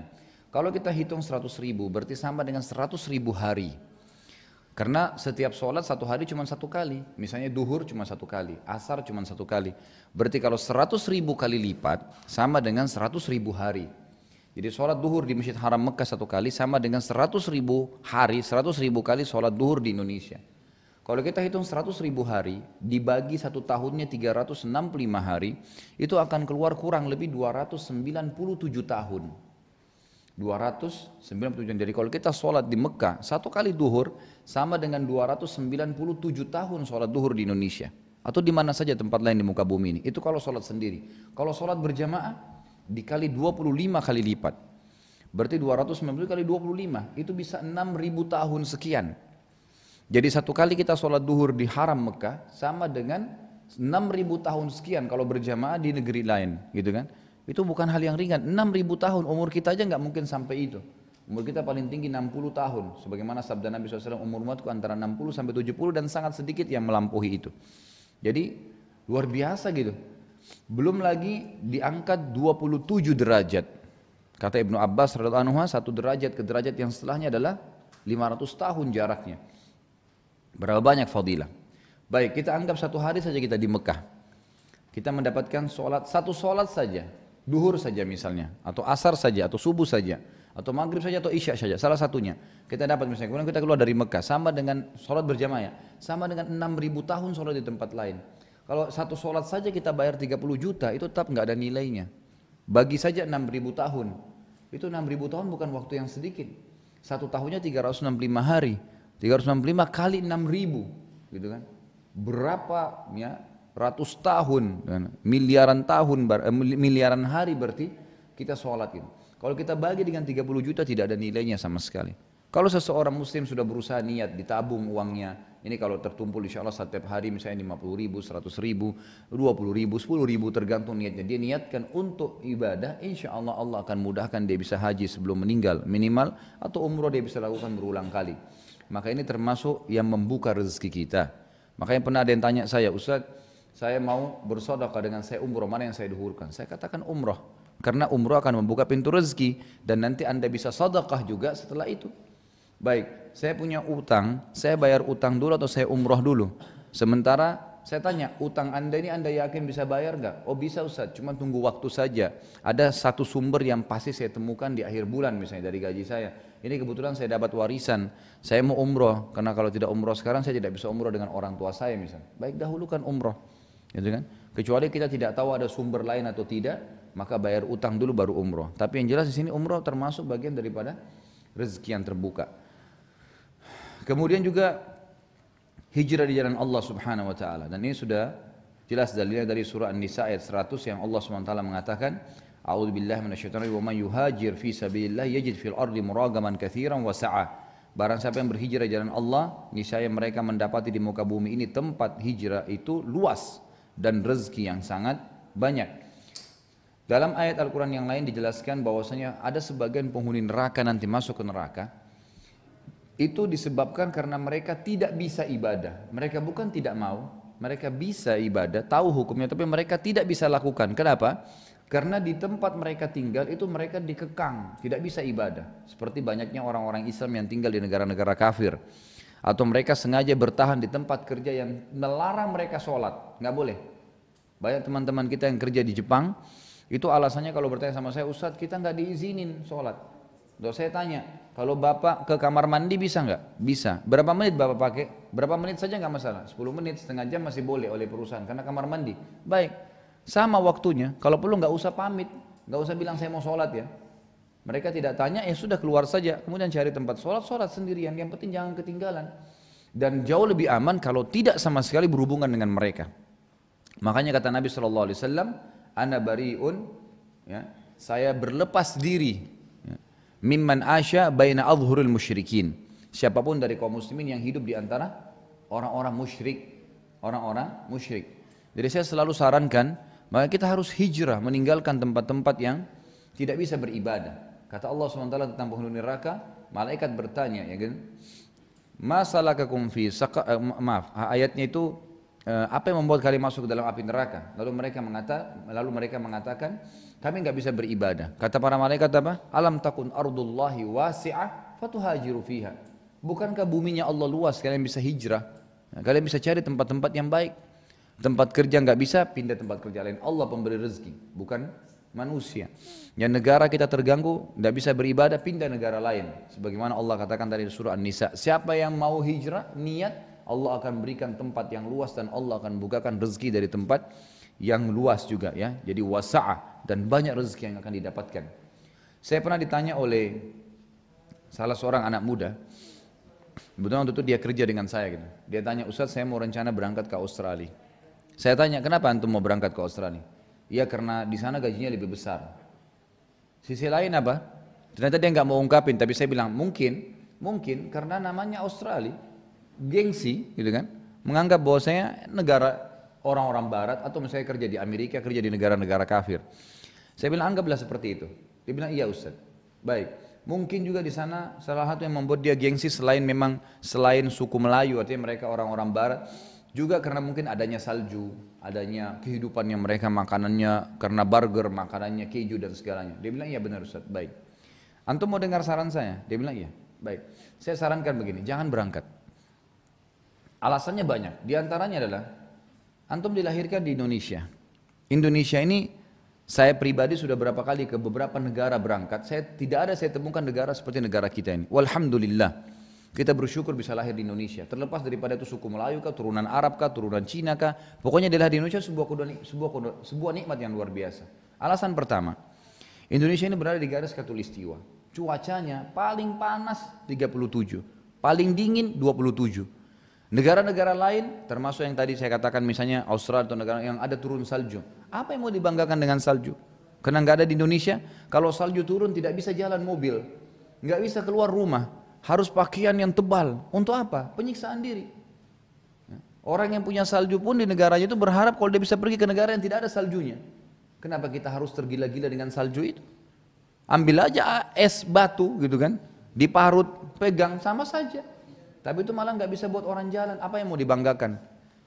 Cuaca kita berbeda, punya kelebihan sendiri. Alhamdulillah, gitu kan?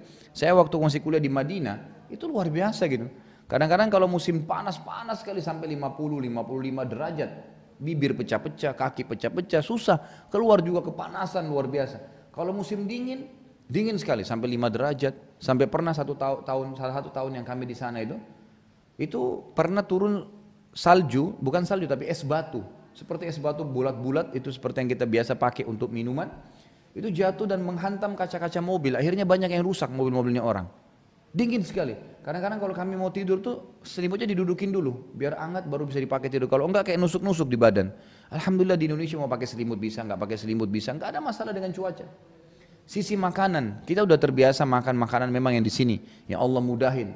Itu kan dan sangat murah. Kita bisa beli tempe, bisa beli tahu, bisa makan sayur asem, makanan yang sudah biasa. Kalau kita hidup di negara orang yang kita tidak terbiasa dengan makanannya, maka akan terganggu. Apa yang mau dibanggakan dengan burger? Apa yang mau dibanggakan dengan keju? Toh semuanya juga bisa didapatkan di negara kita, gitu kan? Tapi adaptasi dengan makanan itu tidak gampang. Tidak gampang, itu sangat sulit, gitu kan? Adaptasi sisi lain juga pergaulan, kehidupan masyarakat. Umumnya semua pendatang itu biasanya dianggap remeh oleh orang yang punya tempat, gitu kan? Nanti dianggap oh pendatang, oh begini. Berapa banyak ada kerabat saya kerja sampai sekian tahun, lebih dari 10 tahun, 15 tahun kerja di Amerika, kerja di restoran, pulang ke Indonesia nggak bisa buat apa-apa juga. Beli rumah umumnya seperti kalau dia kerja 15 tahun di Indonesia, insya Allah sudah bisa bangun rumah yang sama. Dengan 140 meter misalnya, bisa saja. Kenapa harus paksakan diri gitu kan? Jadi banyak sekali hal-hal yang harus jadi bahan pertimbangan. Dan dari sisi yang lain juga, kalau dikatakan gajinya tinggi, kita hitung. Karena masalahnya teman-teman yang berangkat ini mengkurs dolar ke rupiah. Oh saya terima sekian, $1.000 misalnya. Oh berarti di atas 10 juta kalau pakai US dollar. Besar 10 juta, oh berarti gajinya besar ya. Di Indonesia saya cuma kerja gaji dapat 2 juta misalnya. Baik, sekarang 10 juta itu dia tidak perkirakan, dia tidak hitung berapa sewa apartemennya di sana, berapa ongkos hidup.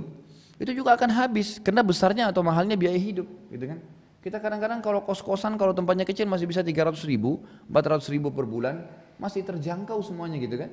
Masih bisa. Dan yang paling penting tidak kalah ini yang jadi bahasan adalah itu kita bisa leluasa beribadah di Indonesia yang tidak bisa kita lakukan di negara-negara yang non-muslim. Tentu kalau ke negara Islam berbeda, tapi kalau negara non-muslim, maka sama sekali saya sarankan untuk tidak pergi. Kita di sini alhamdulillah dari antara gang ke gang masjid semua. Mau sholat tinggal mampir, azan tinggal mampir pakai motor atau pakai jalan kaki, pakai mobil bisa mampir setiap saat. Bahkan saya katakan salah di Indonesia ini kalau ada orang yang ketinggalan sholat Jumat atau ketinggalan sholat wajib, di mana-mana masjid. Kemarin saya kumpul sama teman-teman pengurus Masjid Al-Ikhlas di Jati Padang, Jakarta Selatan. Dia bilang, Ustaz tahu data masjid di Jakarta Selatan kami kumpulin, Masjid Al-Ikhlas ini kirim tim. Itu Jakarta Selatan saja masjid sama musola jumlahnya 2.300 jumlahnya. Antara gang ke gang ada masjid, ada musola banyak. Maka leluasa ibadah. Inilah yang kata ulama tafsir dalam ayat tadi. Malaikat bertanya kepada penghuni neraka, kenapa kalian tidak beribadah? Kenapa kalian masuk ke dalam neraka? Mereka mengatakan, kami dulu mustada'afina fil ard. Kami lemah dulu. Kami nggak bisa ibadah. Tapi mereka tahu hukumnya. Kami kerja di satu tempat, kami nggak bisa makan dapat gaji dari mereka, terpaksa. Kata malaikat apa? Alam takun ardullahi wasi'ah fatuhajiru fiha. Bukankah buminya Allah luas, kalian bisa hijrah? Bukankah tempat kerja banyak? Allah memberikan rezeki semut di lubangnya kok. Kan gitu, kenapa harus bertahan? Dan saya terus terang salah satu di antara ya teman-teman dai yang sangat kagum dengan pendapatnya Syekh Albani rahimahullah berhubungan dengan teman-teman kita di Palestina. Beliau satu-satunya ulama yang menyebutkan fatwa ini. Nah, kebetulan ada salah satu buku beliau itu fatwa-fatwa Syekh Albani, saya kebetulan yang mengedit terjemahannya gitu kan. Yang diterbitkan dengan Pustaka As-Sunnah, itu kemarin saya yang sempat edit. Dan situ banyak statement beliau, diantaranya beliau menganjurkan seluruh masyarakat Palestina sekarang untuk keluar dari Palestina, nggak boleh bertahan di Palestina. Beliau sarankan itu, keluar ke negara-negara Islam sekitar situ, mungkin Yordania, mungkin Syria, mereka keluar. Tapi bukan meninggalkan, tidak. Mereka membentuk kekuatan, nanti masuk lagi. Dibandingkan sekarang mereka bertahan, tiap hari dibunuh, tiap hari perempuannya diperkosa, tiap hari disiksa gitu kan. Walaupun Allah SWT masih memberikan pertolongan, tapi yang jelas mereka akan jauh lebih kuat kalau diambil istimbat daripada kisah Nabi Musa alaihissalam waktu mengajak Bani Israel untuk masuk ke Palestina. Mereka bilang kan, mereka nolak, wahai Musa, inna fiha qauman jabbarin wa inna lan nadkhula hatta, ya, kami di sana ada hatta yakhruju minha. Di sana itu di Palestina ada orang-orang yang jabbar, orang-orang yang kuat-kuat gitu kan. Kami nggak mau masuk sampai mereka semua keluar dari situ. Maka mereka lalu berkata kalimat yang tidak sopan kepada Nabi Musa, "Idhhab anta wa rabbuka faqatila innaha huna qa'idun." Pergilah wahai Musa dengan Tuhanmu berdua, perangi sendiri mereka di Palestina, baru kalau sudah menang panggil kami. Maka apa yang terjadi? Allah Subhanahu wa taala menyuruh Nabi Musa alaihissalam melupakan generasi itu, lupakan. Lalu kader anak-anak mereka. Allah mengatakan arba'ina sana yatihuna fil ard. Bina kader-kader yang 40 tahun nanti, kan gitu. Maksudnya di bawah mereka biarin sampai mereka jadi generasi baru. Kader ini tinggalin bapak-bapak mereka yang keras kepala itu. Setelah generasi baru yang terdidik, ya, baru kamu serang Palestina. Ternyata betul. Generasi Rabbani yang baru tumbuh ini, barulah mereka pakai untuk menyerang. Ini yang awal-awal sudah rusak, udah nggak bisa. Kan gitu. Mereka sudah tidak mau berfanatik dengan pendapatnya gitu. Tapi di sini sistem yang diterapkan oleh Syekh Albani rahimahullah supaya jangan umat Islam tertindas terus. Sementara memang tidak ada yang bisa bantu dari luar, gitu kan? Semua sekarang negara Islam tidak bisa dipungkiri mengangkat tangan dari kejadian. Sampai kapan Palestina akan diserang oleh umat Islam? Sampai karena mereka tetap bertahan sudah bertahun-tahun ya. Kita sudah tahu kasus 5 tahun yang lalu, akhirnya Israel membagi 2 Palestina. Sebelumnya tidak, sebelumnya masih seluruh Palestina wilayah umat Islam, gitu kan? Cuman mereka masih berusaha orang Yahudi untuk masuk. 5 tahun yang lalu mereka sudah berhasil masuk secara 100%, kemudian mengambil wilayah Palestina yang semuanya terdiri dari pohon-pohonan, buah-buahan yang subur, yang padang pasirnya, kan gitu, itu wilayah Gaza dikasih kepada orang Palestina, yang padang pasir, nggak ada tanaman-tanamannya, disuruh hidup di situ, terus dibuat tembok blokade, terus ini kalau terus mereka biarin, maka akan terus terjadi hal-hal yang lebih besar daripada itu. Tapi kalau mereka pada beberapa tahun yang lalu waktu Syekh Albani keluarkan fatwa, ini fatwa sudah dikeluarkan mungkin 15 tahun yang lalu. Kalau mereka mundur keluar, mereka bentuk kekuatan lalu mereka masuk merebut wilayah mereka, itu jauh lebih baik. Itu jauh lebih baik gitu kan. Maka hijrah ini adalah salah satu ya kata kunci seseorang bisa jauh lebih tenang. Hijrah dari negara ke negara, hijrah dari tempat ke tempat kerja, hijrah dari kehidupan kemaksiatan kepada kehidupan yang aman dan iman itu jauh lebih menenangkan seseorang untuk ibadah kepada Allah Azza wa Jalla. Jadi ini kurang lebih bahasan, mudah-mudahan Allah Subhanahu wa taala memudahkan kita memahaminya dan juga mengamalkannya. Serta setelah ini insya Allah sudah akan lebih tenang kita dalam mencari rezeki Allah Subhanahu wa taala dengan beberapa poin-poin tadi. Yang pertama saya ingatkan kembali adalah selalu mensyukuri nikmat Allah Subhanahu wa taala dan sudah kita jelaskan dalilnya panjang lebar. Dan yang kedua adalah berinfak dana-dana yang kita milikin, ya setiap harinya, setiap saat kita mendapatkannya langsung kita keluarkan haknya Allah di situ. Kemudian yang ketiga adalah mencari semua yang halal dan thayyib serta menjauhi yang haram. Ya, dan sudah kita jelaskan juga dalil-dalilnya. Yang keempat memperbanyak istighfar kepada Allah Subhanahu wa taala. Yang kelima kita bertakwa kepada Allah Subhanahu wa taala dan mengikhlaskan ibadah kepadanya. Yang keenam adalah bersilaturahim. Serta yang ketujuh ya haji dan umrah, dan yang kedelapan adalah hijrah di jalan Allah atau di bumi Allah yang leluasa untuk beribadah di dalamnya. Baik, sampai sini kalau ada yang mau bertanya silakan. Allah.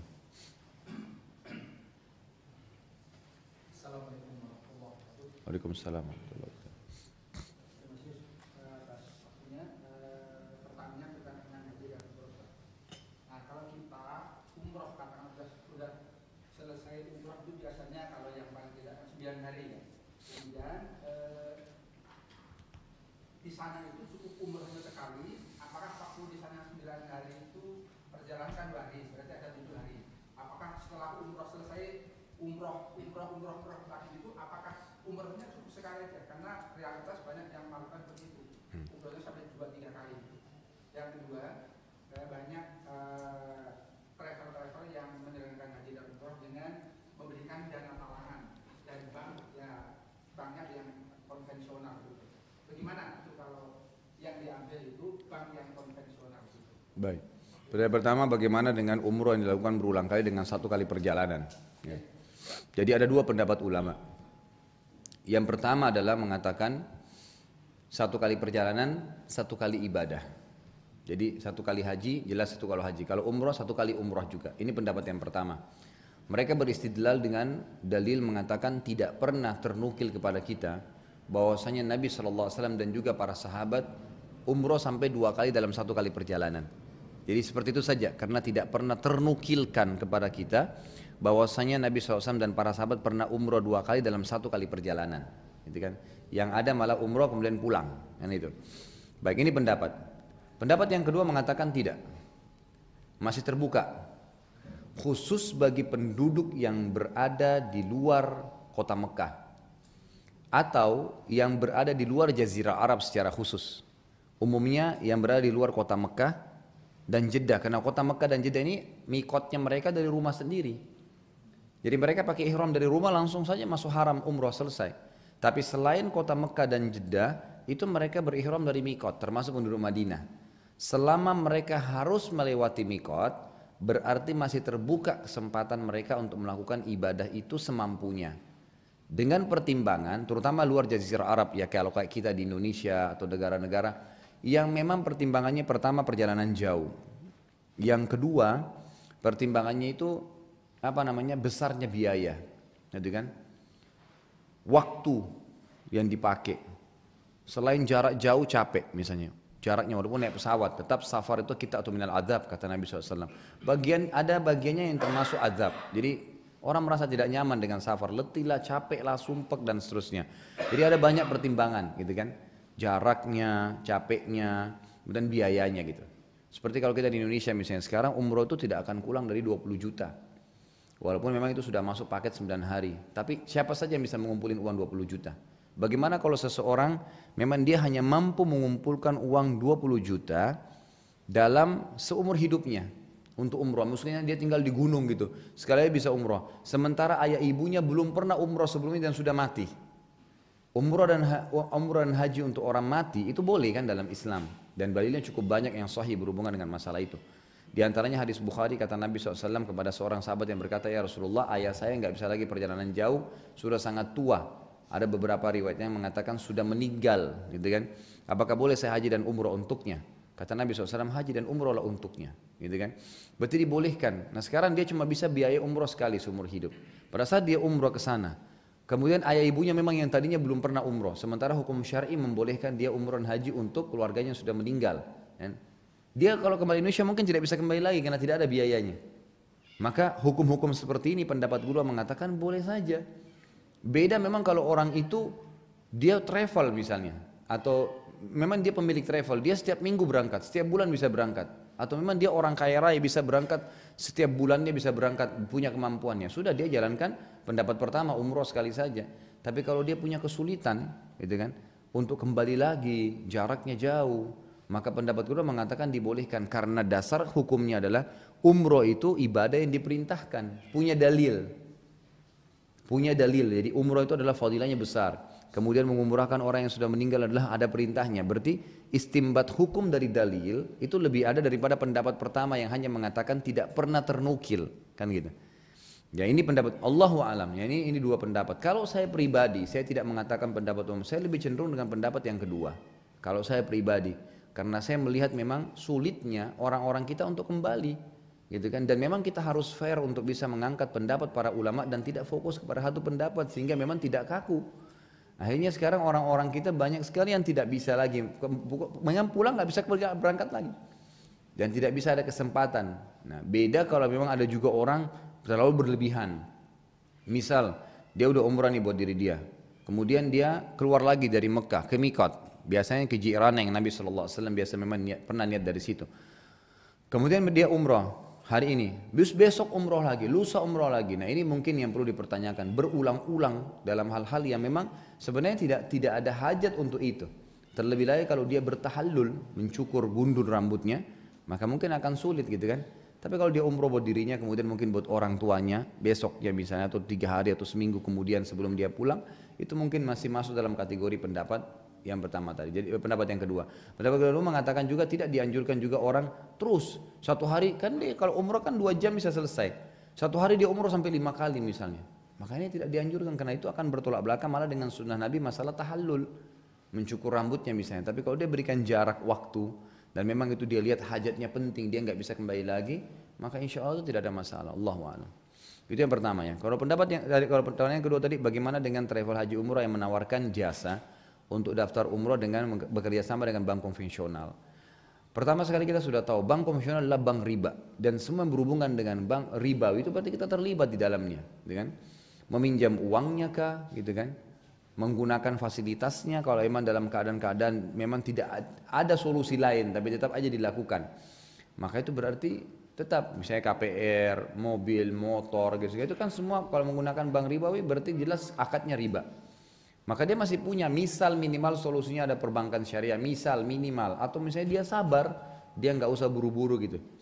Nah kalau memang dasarnya adalah haram untuk menggunakan uang pinjaman dari bank konvensional, karena jelas mereka menggunakan akad hutang piutang. Utang, saya utangkan kamu 10 juta, kamu bayar 12 juta, dicicil 24 bulan, tetap utang namanya, itu yang riba. Itu riba ya jelas-jelas, ya ainur riba di situ. Jadi nggak boleh. Jadi kan nggak boleh, jelas nggak benar. Dan Allah SWT, Nabi SAW mengatakan apa? Innallaha tayyibun la yaqbalu illa tayyiba. Allah suci, bersih, tidak terima kecuali yang suci dan bersih. Kata ulama hadis adalah termasuk dana yang dipakai. Jadi ibadah tidak akan diterima kalau menggunakan pendapatan yang haram.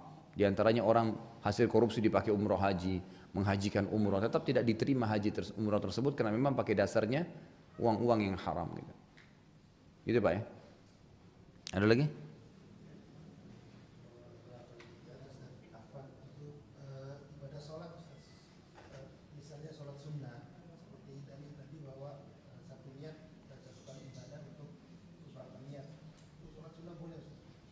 Semua ibadah sunnah, umumnya pendapat ulama mengatakan boleh digabungkan niatnya. Karena sesuai dengan sunnah Nabi SAW, niat dalam hati. Dan tidak ada lafaz yang disebutkan oleh Nabi SAW. Maka diistimbat daripada hadis innamal a'malu binniyat, dibolehkan menggabungkan ibadah-ibadah sunnah niatnya. Seperti puasa Senin Kamis dengan puasa 6 hari Syawal. Itu kan puasa Senin Kamis dengan puasa Iyamul Bid. Maka itu dibolehkan saja menggabungkan niatnya. Selama sunnah dengan sunnah. Yang tidak boleh kalau sunnah dengan wajib. Membayar utang Ramadan dengan puasa Senin, walaupun dikerjakan di Senin dia hanya dapat pahala untuk bayar utang karena itu wajib sama sunnah. Sebagaimana tidak boleh menggabung qabliyah duhur dengan duhurnya. Tapi kalau menggabungkan antara qobliyah duhur dengan sholat sunnah wudhu misalnya, atau sholat tahiyat masjid, atau sholat qobliyah, maka itu tidak ada masalah selama sunnah dengan sunnah gitu. Allahu a'lam.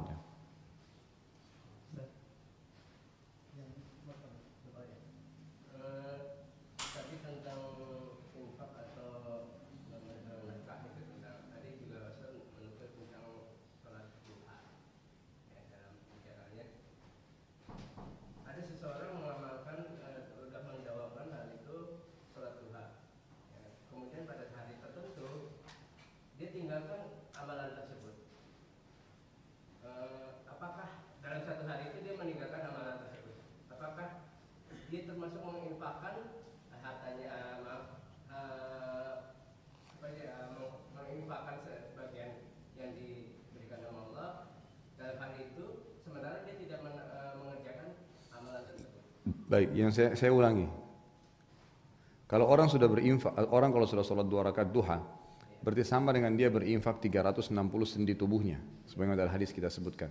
Kalau ada orang rutin mengerjakannya dan ada satu hari di mana dia tidak mengerjakan sholat duha, apakah dia harus mengeluarkan infak untuk 360 sendinya? Begitu ya pertanyaannya. Baik. Jadi pertama sekali sholat duha adalah hukumnya sunnah. Ditinggalkan sama dia atau tidak dikerjakan atau tidak dikerjakan tidak ada masalah buat dia. Kalau dikerjakan dapat pahala dan dapat fadilah tadi. Kalau ditinggalkan maka dia tidak berdosa. Fadilahnya ya, berhubungan dengan masalah itu, poin kedua ya, adalah kalau dia sholat 2 rakaat duha 360 sendi sudah aman. Artinya ada jaminan kata ulama hadis sendinya akan aman hari itu. Karena sudah disedekahin, maka berarti aman. Dia akan aman dari penyakit dari seluruh sendinya. Kalau dia tidak sedekah dan tidak sholat duha, gitu kan? Misal, maka dia bisa saja hidup, tapi tidak ada jaminan tentang amannya sendihnya nanti. Bisa saja dia sakit tulang, bisa patah, bisa saja terjadi. Artinya dengan dia sholat duha tertutupi. Kalau dia mau sodakahkan, oh saya nggak sempat sholat duha 2 rakaat, saya mau sodakah aja deh untuk 360 sendi, bisa saja. Tapi di sini agak sulit nanti. Makanya lebih baik dia kerjakan. Karena waktunya cukup panjang dari terbit matahari sampai menjelang sholat duhur, gitu kan? Mesti dia bisa luangkan waktu. Dan 2 rakaat itu paling lama kalau dengan tenang 5 menit, 10 menit paling, kan gitu. Sebentar sekali gitu. Mungkin sama hitungan kita jalan dari mana gitu kan. Mungkin kita dari duduk ke dispenser ambil air kembali lagi duduk itu mungkin sudah 5 menit sampai 7 menit itu sudah bisa sholat duha sebenarnya. Dengan dia kerjakan ringan kalaupun dia dalam keadaan sibuk gitu kan. Yang penting dia usahakan kerjakan.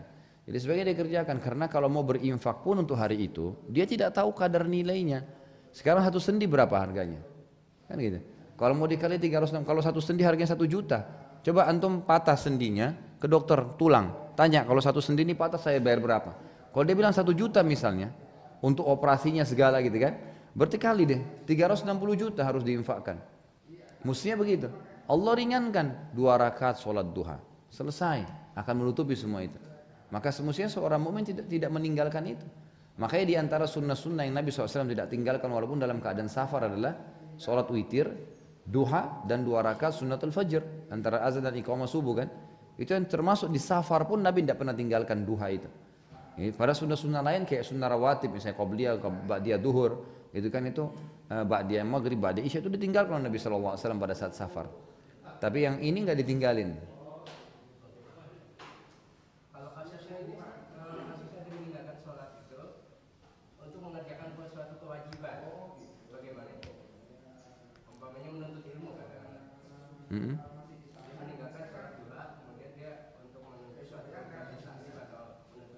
Sebenarnya begini, jadi jangan dipertemukan. Kalau antum pertemukan begitu, nanti antum akan kesulitan sendiri. Bagaimana kita men-setting waktunya, gitu kan? Jadi kalau antum bilang, bagaimana kalau seandainya dia tinggalkan duha untuk nuntut ilmu? Sebenarnya bisa digabungin. Nuntut ilmunya di mana? Di masjid, sholat dulu, kan? Tahiyat masjid bisa digabungin sama duha. Oh di sekolah begini, pamit dulu begitu tiba. Sebentar 5 menit, minta izin untuk sholat di mana, sholat dulu, kemudian baru hadir di majelis ilmu. Bisa digabungin. Apalagi waktunya, kecuali kalau sholat duha itu memang 1 jam, taklim 1 jam itu mungkin susah kan gitu, tidak ada opsi. Tapi duha 5 menit, taklim bisa 1 jam 2 jam, maka tidak mengganggu sama sekali. Jadi jangan dipertemukan begitu, nanti akan kesulitan sendiri.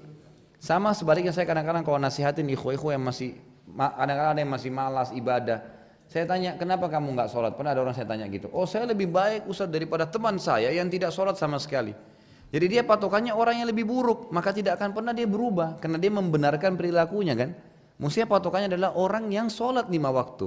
Kalau dia bandingkan dengan orang yang tidak pernah sholat, ya sama-sama di neraka nanti. Kan ini. Jadi kurang lebih begitu gambarannya. Tonton. Assalamualaikum warahmatullahi wabarakatuh. Terima kasih atas kesempatannya. Ini sehubungan dengan sholat sunat tahiyatul masjid. Kalau di Mekah itu kan pengganti sholat tahiyatul masjid adalah tawaf. Bagaimana kalau seandainya ya mungkin enggak tawaf gitu, mungkin kondisinya agak. Jadi bukan di Mekah itu bukan tawaf pengganti tahiyat masjid, bukan. Menggantikan, bahasanya beda. Kalau pengganti itu akan lain pemahamannya nanti. Jadi menggantikan, kalau Bapak sudah tawaf, boleh tidak tahiyat masjid? Boleh. Sudah menggantikan. Tapi bolehkah setelah tawaf saya tahiyat masjid? Boleh, nggak masalah. Sholat lagi kan, habis tawaf, sholat lagi, boleh. Jadi ya tahiyat masjid, sholat. Memang dasarnya boleh. Jadi antum sudah tawaf pun, kemudian mau sholat tahiyat masjid, boleh. Cuman kalau antum mau cukupkan, oh tadi saya sudah tawaf, tidak usah tahiyat masjid langsung duduk, boleh. Kan karena tawaf dihitung penghormatan untuk masjid, tahiyat masjid untuk penghormatan masjid. Tapi boleh orang habis tawaf tahiyat masjid lagi, nggak masalah. Cuman ini bisa menggantikan. Bukan kalau dikatakan pengganti berarti nggak usah sholat sama sekali. Enggak. Nah sama halnya antum tidak tawaf, masuk ya tahiyat masjid. Sedangkan tawaf aja, kemudian mau tahiyat masjid boleh, apalagi kalau cuma masuk tidak tawaf terus tahiyat masjid, kan itu boleh. Nggak masalah. Enggak. Jadi dia bisa. Jadi dia hanya sekedar boleh menjadi penggantinya, gitu kan? Tapi dia tidak berarti tidak ada lagi sholat setelahnya. Kalau orang mau sholat boleh. Kalau tidak sempat tawaf ya tahiyat masjid. Ya. Sudah? Baik. Yang di bawah nggak ada tanya ya?